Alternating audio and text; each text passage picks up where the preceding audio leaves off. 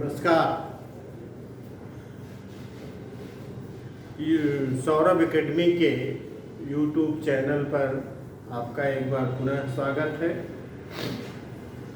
Saurabh academy official, मैं doctor A Yadav. पिछले video में मैंने आपको बताया था निरुपाधिक तर्कवाक्य के बारे में, और इसमें हमने आपको बताया था कि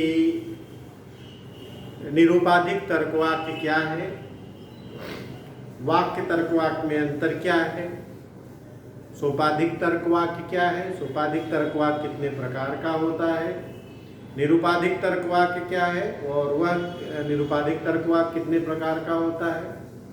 निरुपाधिक तर्कवाक्य में जो चार भेद होते हैं ए, ई, आई और ओ, इसके बीच में जो आपसी संबंध होता है, जिसकी व्याख्या परंपरागत विरोध वर्ग में किया गया है, तो परंपरागत विरोध वर्ग के बारे में भी हमने बताया था। इसके अलावा हमने आपको बताया था कि परंपरागत विरोध वर्ग में सत्यता सारणी कैसे बनती। इसका मतलब ये हुआ कि अगर एक तर्कवाक्य सत्य है तो अन्य तर्कवाक्यों की क्या स्थिति होगी। आज हम एक नए टॉपिक को लेकर के आए हैं और आपसे ये पूछा भी जाता है व्याप्त और अव्याप्त, डिस्ट्रीब्यूशन एंड अनडिस्ट्रीब्यूशन। आज हम इसी टॉपिक पर चर्चा करेंगे कि व्याप्त क्या है, अव्याप्त क्या है और इसका वेन रेखा चित्र क्या है, गुण की दृष्टि से, परिमाण की दृष्टि से व्याप्त और अव्याप्त को हम कैसे जानते हैं, कौन कौन से पद व्याप्त होंगे, कौन अव्याप्त होंगे, इसी की चर्चा हम आज आपसे करने वाले हैं। तो आइए देखते हैं हम व्याप्त और अव्याप्त। देखिएगा,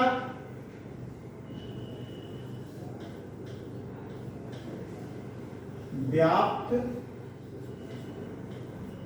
और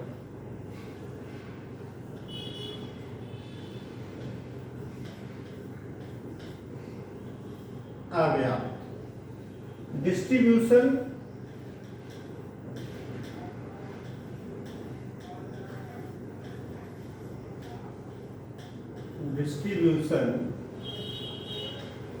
एंड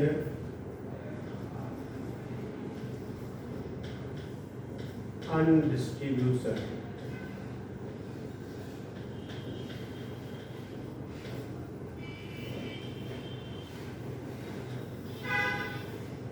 अब देखिएगा दोस्तों, व्याप्त और अव्याप्त को हम समझते हैं। व्याप्त क्या है, अव्याप्त क्या है, इसको हम समझेंगे। आप जानते हैं किसी भी तर्कवाक्य में दो पद होता है। आप जानते हैं, ये पता है आपको कि किसी भी तर्कवाक्य में दो पद होते हैं। आप जानते हैं एक पद होता है उद्देश्य और दूसरा पद होता है विधेय। तो कब उद्देश्य व्याप्त होगा और कब विधेय व्याप्त होगा, उद्देश्य और विधेय के व्याप्त होने की परिस्थिति की हम चर्चा करेंगे। ठीक है, किस तर्कवाक्य में कौन सा पद व्याप्त होता है और कौन सा पद अव्याप्त होता है। आइए हम देखेंगे। सबसे पहले आपको यह बताना है कि व्याप्त क्या है और अव्याप्त क्या है। सबसे पहले हम इसी की चर्चा कर ले। ठीक है, अब आप देखिएगा, हम व्याप्त अव्याप्त की जो परिभाषा देने जा रहे हैं उसको ध्यान से समझिए।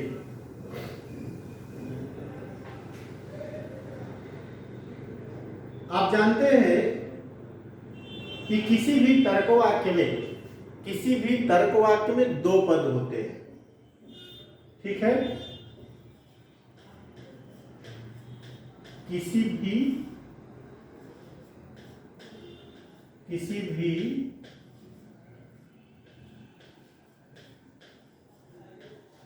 तर्कवाक्य में दो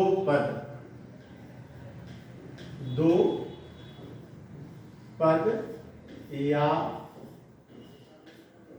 वर्ग होते हैं।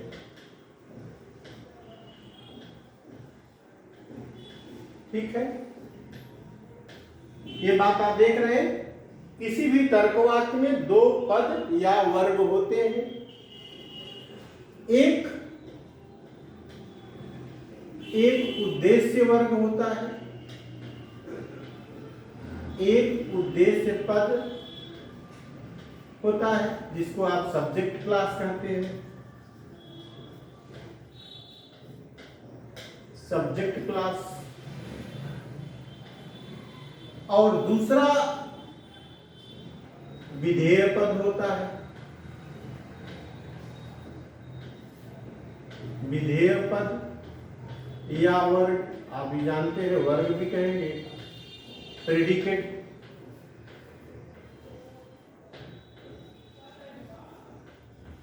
Predicate class, predicate classes. तो आप यहां देख रहे हैं कि दो पद आपको दिखाई दे रहा है, एक उद्देश्य और दूसरा विधेय। आप जानते हैं कि जिस वर्ग के बारे में कहा जाता है वह उद्देश्य वर्ग होता है, और उद्देश्य वर्ग के बारे में जो भी किसी अन्य वर्ग के द्वारा कहा जाता है वह विधेय वर्ग होता है। तो उद्देश्य वर्ग वह होता है जिसके बारे में कहा जाएगा, और उद्देश्य वर्ग के बारे में जिसके द्वारा, जिस वर्ग के द्वारा कहा जाएगा वह विधेय वर्ग होगा। इस बात को आप ध्यान से समझ लीजिएगा, क्योंकि ये बहुत ही महत्वपूर्ण लाइन है। जब इस लाइन को आप नहीं समझते हैं तब समस्या होती है। अब आप दूसरी बात को समझिए, जब कोई पद या वर्ग अपने संपूर्ण सदस्य का कथन करता है या निर्देश करता है या वर्णन करता है तो उस वर्ग को व्याप्त कहा जाता है। और जब कोई तर्कवाक्य अपने संपूर्ण वर्ग के बारे में कथन नहीं करता है, आंशिक कथन करता है, तो वह वर्ग अव्याप्त कहलाता है। तो ध्यान से इसको समझिए कि जब किसी तर्कवाक्य में जब किसी तर्कवाक्य में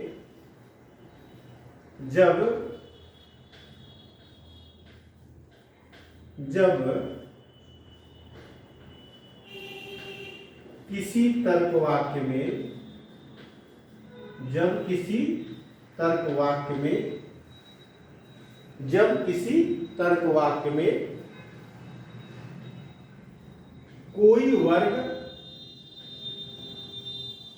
वर्ग अपने संपूर्ण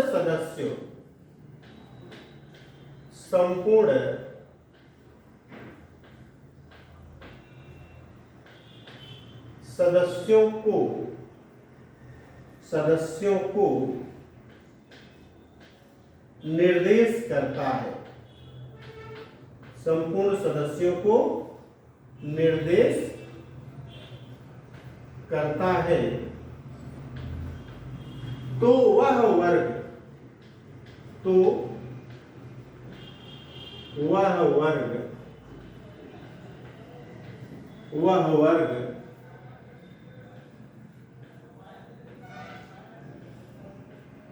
व्याप्त होता है।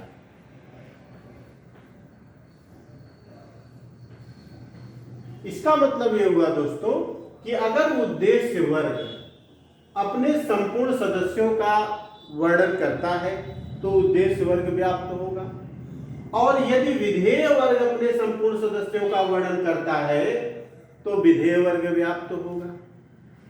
ठीक है, तो जब किसी तर्कवाक्य में कोई वर्ग अपने संपूर्ण सदस्यों को निर्देश करता है तो वह वर्ग व्याप्त होता है।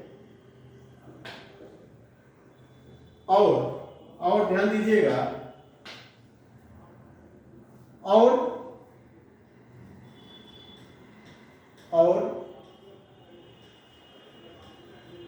जब कोई वर्ग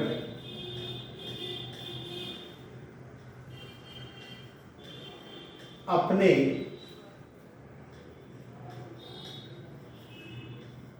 संपूर्ण वर्ग का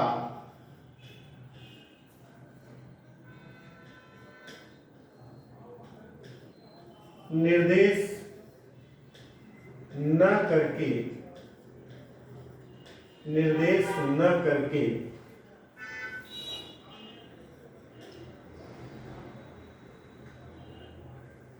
अपने संपूर्ण वर्ग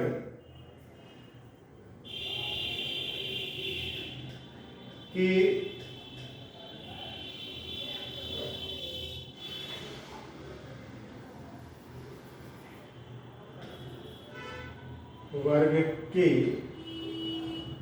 वर्ग के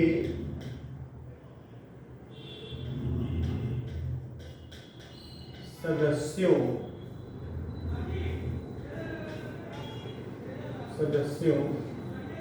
को निर्देश वर्ग अपने संपूर्ण वर्ग, जब कोई वर्ग अपने संपूर्ण वर्ग के सदस्यों को निर्देश न करके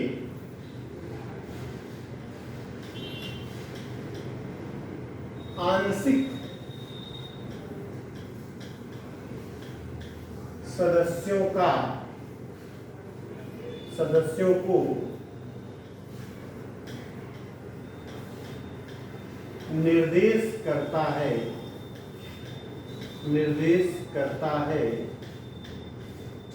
तो वह वर्ग या पद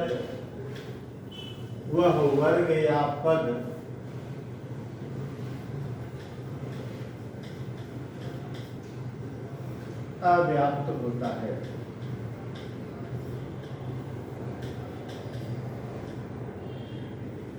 तो ध्यान दीजिएगा, हमने आपसे कहा कि जब कोई पद या वर्ग अपने वर्ग या अपने समूह के सभी सदस्यों का वर्णन करता है, उनको निर्देश करता है, तो वह पद या वर्ग व्याप्त होता है। लेकिन जब कोई तर्कवाक्य अपने संपूर्ण सदस्यों का, कोई वर्ग अपने संपूर्ण सदस्यों का वर्णन न करके उसके आंशिक सदस्यों का वर्णन करता है, तो वह पद या वर्ग अव्याप्त होता है। यही बात हमने यहां लिखा भी है। अब आप देखिएगा, अब इसे हम उदाहरण की सहायता से समझते हैं। हमने कहा गुण और परिमाण की दृष्टि से, ध्यान दीजिएगा, गुण और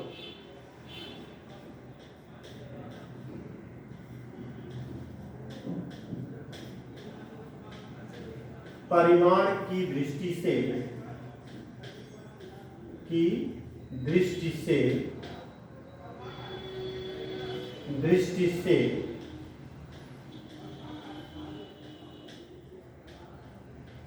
व्याप्त और अव्याप्त, व्याप्त और अव्याप्त।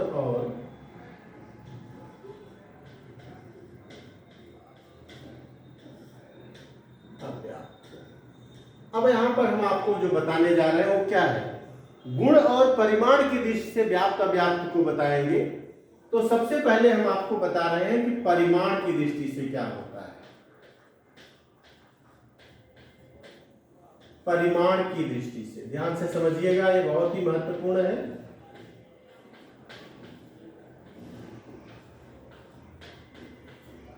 ठीक है,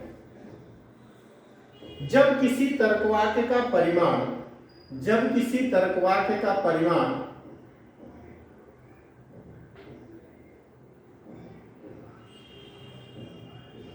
ध्यान दीजिएगा, जब किसी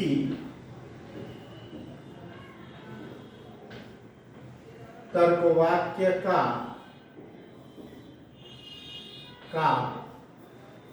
परिमाण परिमाण क्या होता है? सर्वव्यापी होता है। परिमाण क्या होता है?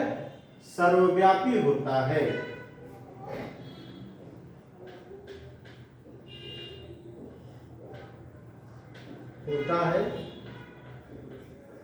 जब किसी तर्कवाक्य का परिमाण सर्वव्यापी होता है तो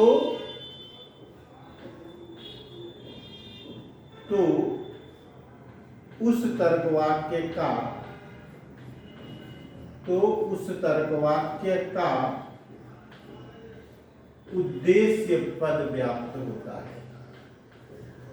उद्देश्य पद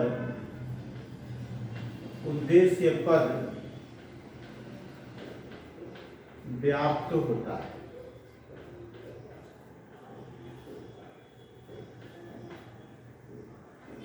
जब किसी तर्कवाक्य का परिमाण सर्वव्यापी होता है तो उस तर्कवाक्य का उद्देश्य पद व्याप्त होता है। ध्यान दीजिए। और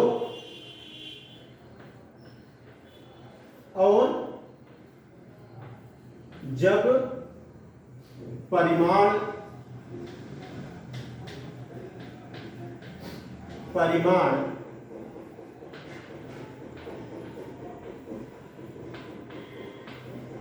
अंशव्यापी होता है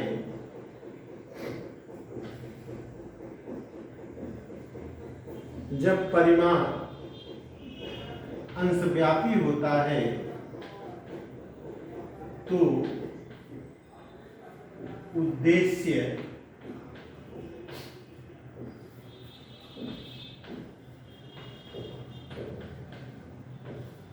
अव्याप्त होता है।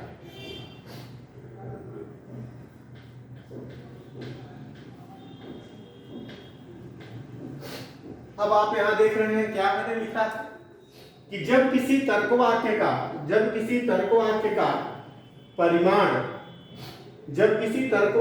परिमाण सर्वव्यापी होता है तो उसका उद्देश्य व्याप्त होगा।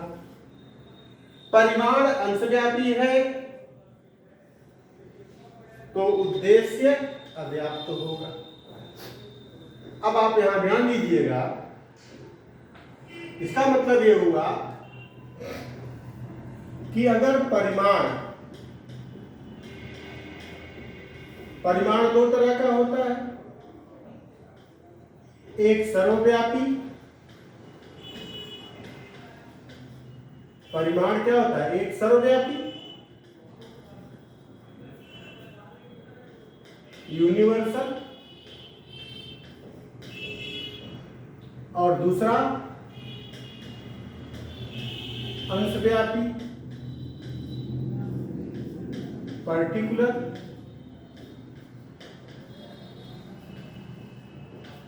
अब यहां पर बात आ रही है कि अगर परिमाण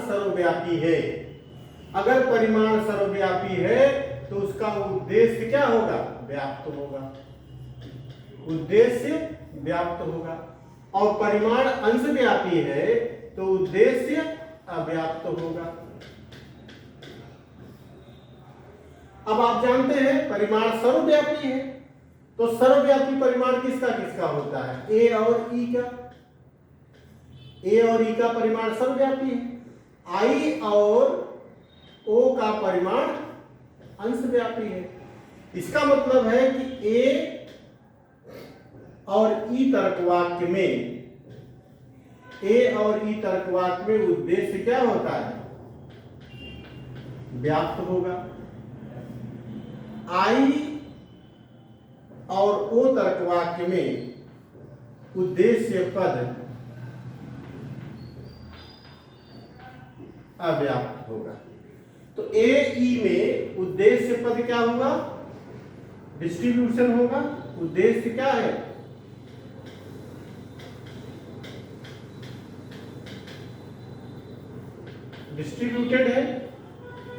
डिस्ट्रीब्यूटेड है। और आई ओ तर्कवाक्य में परिमाण क्या है? तर्कवाक्य क्या है? उद्देश्य उसका अनडिस्ट्रीब्यूटेड है।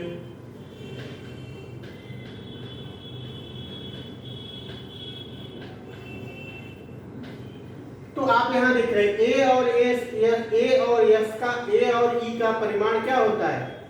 ए और ई तर्कवाक्य का उद्देश्य क्या होगा? व्याप्त होगा। और आई और तर्कवाक्य का उद्देश्य अव्याप्त होता है।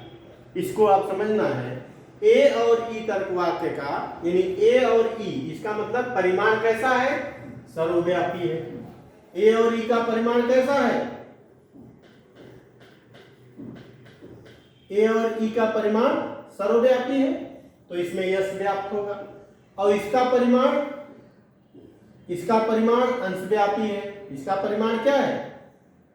अंशव्यापी है। तो अंशव्यापी में आई और ओ में यश अव्याप्त होगा। इसको समझ लीजिए। इसी तरह से जो दूसरा है उसको भी आप समझिए। जैसे दिया गया है, अब गुण की दृष्टि से इसे समझिएगा।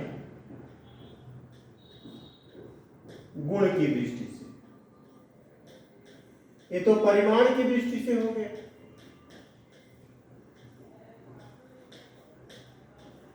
ठीक है, गुण परिमाण की दृष्टि से। अगर हम कहें परिमाण की दृष्टि से, गुण की दृष्टि से, तो गुण आप जानते हैं। पहले इसकी परिभाषा लिख देते हैं।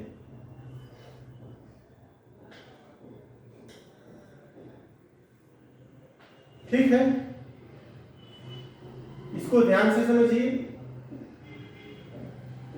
जब किसी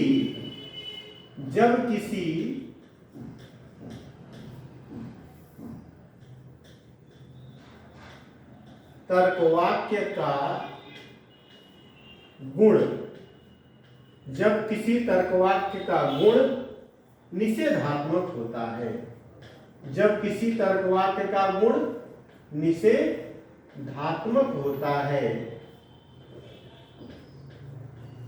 निषेधात्मक होता है, तब उस तर्कवाक्य का, तब उस तर्कवाक्य में, उस तर्कवाक्य में विधेय पद व्याप्त होता है, विधेय पद व्याप्त होता है। किंतु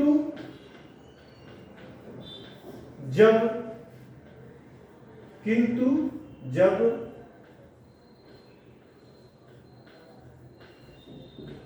तर्कवाक्य में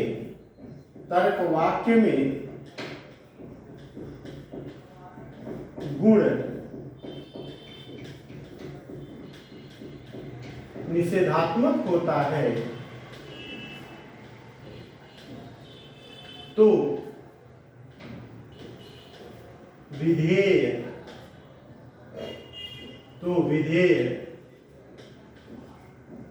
अव्याप्त होता है। ध्यान दीजिए, थोड़ा गलत हो गया। जब किसी तर्कवाक्य में गुण निषेधात्मक होता है, तो उस तर्कवाक्य में विधेय पद व्याप्त होता है। किंतु जब तर्कवाक्य में गुण, यहां पर स्वीकारात्मक होना चाहिए,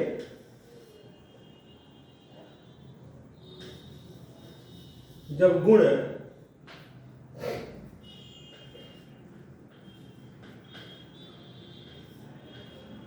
स्वीकारात्मक होता है, तो विधेय अव्याप्त होता है।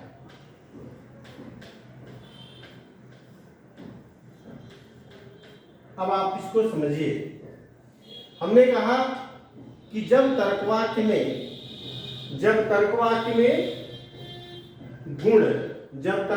में गुण स्वीकारात्मक होगा, गुण निषेधात्मक होगा, तो उद्देश्य विधेय व्याप्त होगा। और जब गुण स्वीकारात्मक होगा, तो विधेय अव्याप्त होगा। हमने कहा कि जब किसी तर्कवाक्य में गुण निषेधात्मक होगा, जब किसी तर्कवाक्य का गुण निषेधात्मक होता है, ठीक है, तब उस तर्कवाक्य में विधेय व्याप्त होता है। किंतु जब तर्कवाक्य में गुण स्वीकारात्मक होता है तो उसका विधेय अव्याप्त होता है। आप जानते हैं कि गुण की दृष्टि से तो गुण दो तरह का होता है। आप जान रहे हैं।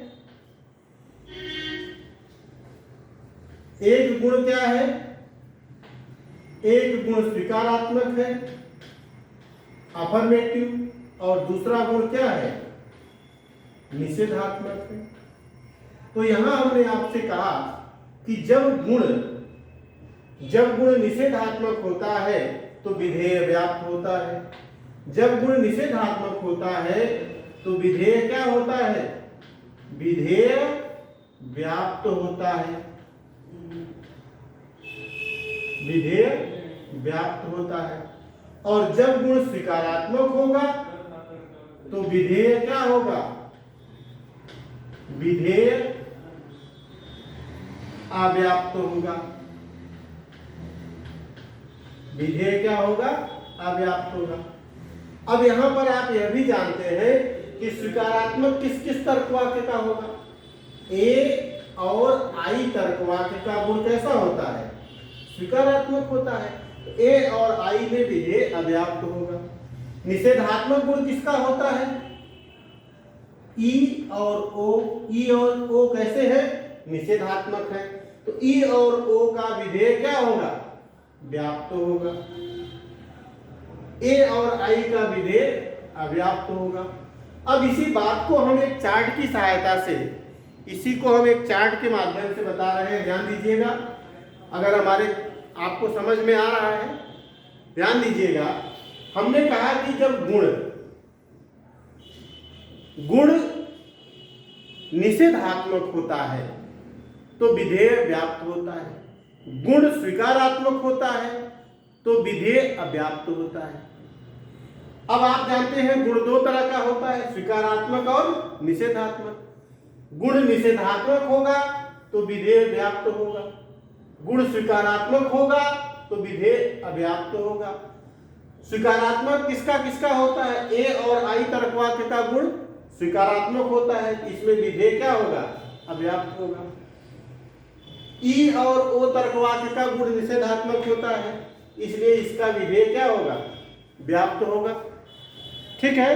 अब इसे हम चार्ट की सहायता से समझते हैं। देखिएगा, अब हम इसे चार्ट की सहायता से समझेंगे। यहां हम लिख रहे हैं तर्कवाक्य,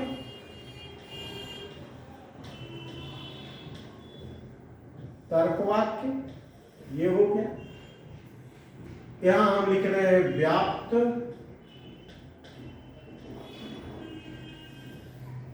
और यहां हम लिख रहे हैं अव्याप्त।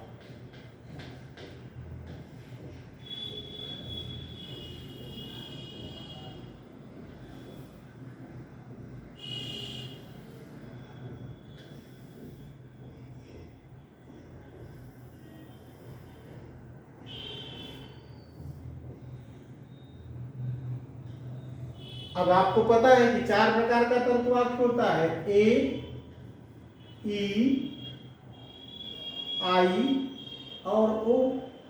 तो ये चार तरह का बन गया।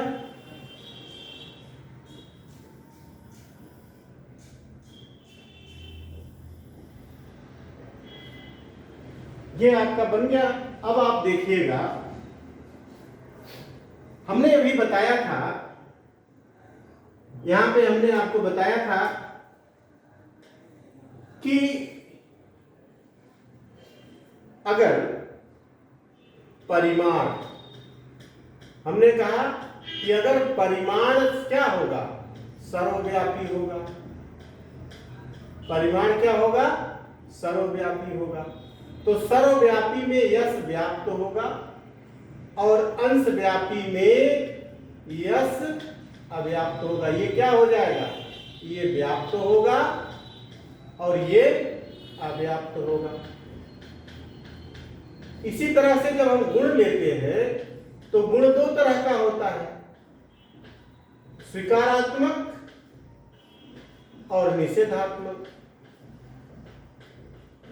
तो जब गुण स्वीकारात्मक होता है, जब गुण स्वीकारात्मक होता है तो आप जानते हैं गुण स्वीकारात्मक है, तो गुण निषेधात्मक है, निषेधात्मक में P व्याप्त होगा, P व्याप्त होगा, और स्वीकारात्मक में P अव्याप्त होगा।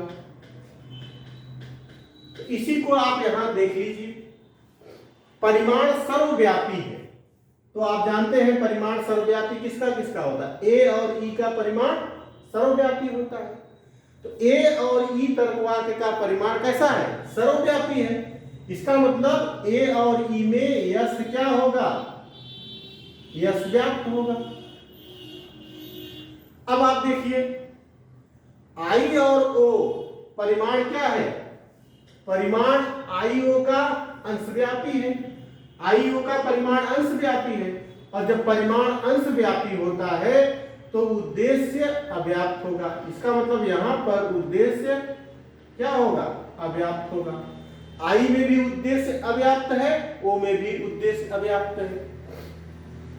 अब आगे देखिएगा, अब हम गुण की दृष्टि से देख रहे हैं। गुण की दृष्टि से गुण दो तरह का होता है, स्वीकारात्मक और निषेधात्मक। जब गुण निषेधात्मक होगा तो विधेय व्याप्त होगा, गुण निषेधात्मक होगा तो विधेय व्याप्त होगा, और गुण स्वीकारात्मक होगा तो विधेय अव्याप्त होगा। तो गुण निषेधात्मक, निषेधात्मक किसका है, ई का।